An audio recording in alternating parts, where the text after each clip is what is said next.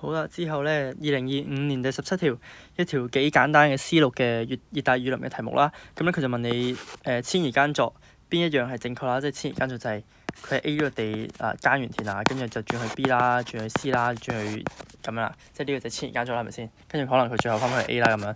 好啦，咁第一個佢就問你優家人有咗恢復土壤嘅肥力，咁一定係啦，因為你今日你諗下你喺 A 呢度種咗啦，好啦，佢取乾咗啲養分啊，咁啊冇咗啦。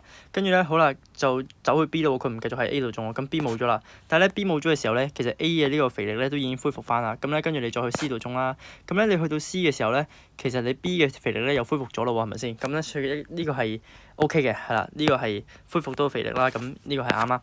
好啦，跟住第二個，佢話刀耕火種可以解決害蟲同埋疾病。講真，完全唔知咩事啦，係咪先？即係你唔關事啦，你疾病呢啲點會啱啊？即係你又唔會話我攞火燒死啲蟲，即係呢個唔 make sense，係咪先？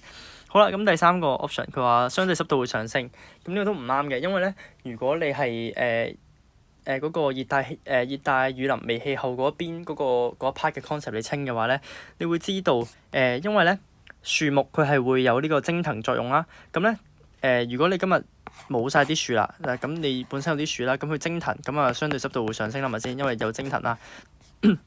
但係如果今日你冇晒啲樹啦，你冇咗棵樹，咁佢冇蒸騰啊嘛，咁呢個佢根本都冇嗰啲水分，咁啊呢個就下降啦。